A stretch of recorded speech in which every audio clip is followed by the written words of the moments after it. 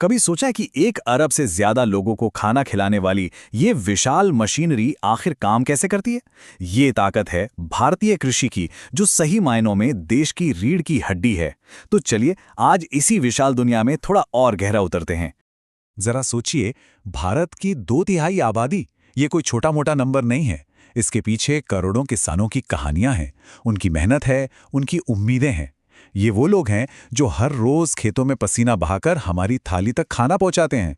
तो ये सिर्फ एक इंडस्ट्री नहीं, बल्कि एक पूरी जीवन पद्धति है। तो सवाल ये उठता है कि ये इतना बड़ा इंजन आखिर काम कैसे करता है। चलिए इसी सवाल का जवाब ढूंढते हैं और समझते हैं कि ये जबरदस्त कृषि व्यवस्था असल में चलती कैसे है। तो हमारी कहानी शुरू होती है बिल्कुल जमीनी स्तर से, मतलब खेतों की मिट्टी से। चलिए देखते हैं कि भारत में किसान कितने अलग अलग तरीकों से इस जमीन से सोना उगाते हैं। देखिए, भारत में खेती का ना कोई एक तरीका नहीं है।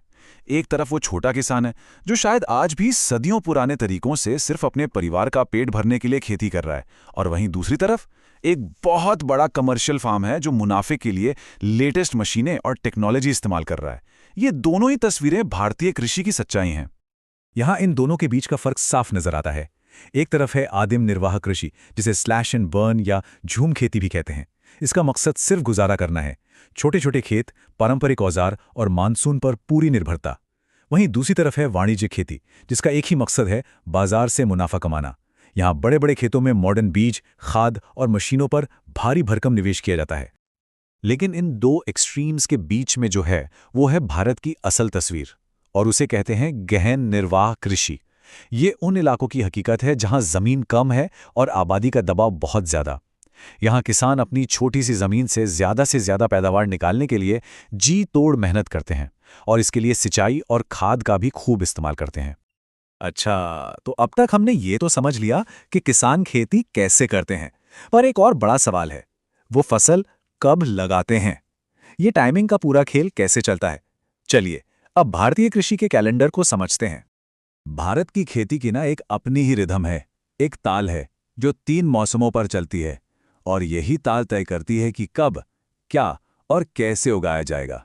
ये किसान और प्रकृति के बीच का एक अद्भुत तालमेल है। और ये 3 तालें कौन सी हैं? पहली है रबी, ये है सर्दियों की फसलें, गेहूं, जौ, चना। इसके बाद मॉनसून के साथ आता है खरीफ का मौसम, जिसमें चावल, मक्का, कपास जैसी फसलें होती हैं, और इन दोनों के बीच में गर्मियों के एक छोटे से गैप में आती हैं जायद फसलें, जैसे तरबूज और खीरा। तो खेती कैसे होती है ये समझ लिया, कब होती है ये भी जान लिया। अब सवाल है, क्या उगता है? चलिए देखते हैं भारत की विविध फसलों का खजाना। और ये लिस्ट देखिए, सिर्फ चावल गेहूं नहीं है। प्रोटीन के लिए दालें हैं, पीने के लिए चाय कॉफी है, पहनने के लिए कपास और जूट है, और तो और गन्ना और तिलहन जैसी कमर्शियल फसलें भी हैं।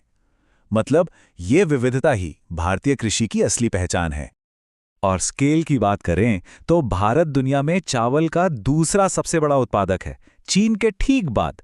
इसका मतलब ये है कि दुनिया भर में जो चावल खाया जा रहा है, उसका एक बहुत बड़ा हिस्सा भारत के खेतों से आ रहा है। ये हमारी कृषि शक्ति को दिखाता है। तो चावल, जो कि एक खरीफ फसल है, उसे उगाने के लिए क्या चाहिए? उसे चाहिए खूब गर्मी, खूब नमी और 100 सेंटीमीटर से ज्यादा बारिश। इसीलिए इसकी खेती ज्यादातर मैदानी, तटीय और डेल्टा इलाकों में ही होती है। अब चावल से हटकर जरा चाय को देखते हैं। ये एक बागान फसल है और इसकी जरूरतें बिल्कुल अलग हैं।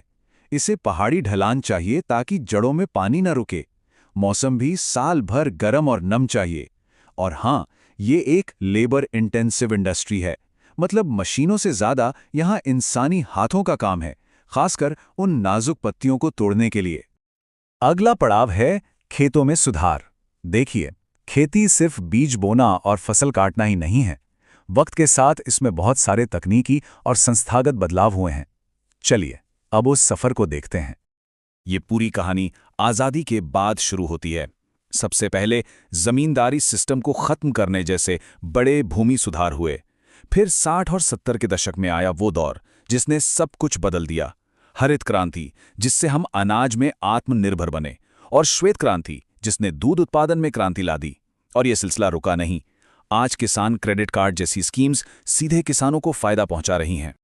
सरकार की तरफ से भी किसानों को सपोर्ट करने के लिए कई कदम उठाए गए, जैसे ICAR की स्थापना हुई ताकि खेती में नई नई रिसर्च हो सके। रेडियो और टीवी पर मौसम की खास जानकारी दी जाने लगी। और एक बहुत ही ज़रूरी चीज़ MSP यानी न्यूनतम समर्थन मूल्य। ये एक तरह की गारंटी है कि किसानों को उनकी फसल का एक तय दाम तो मिलेगा ही। इसके अलावा किसान क्रेडिट कार्ड से उन्हें लोन मिलना भी आसान हो गया। तो ये थी भारतीय कृषि की एक झलक। कितनी विशाल, कितनी विविध और हमारे लिए कितनी जरूरी।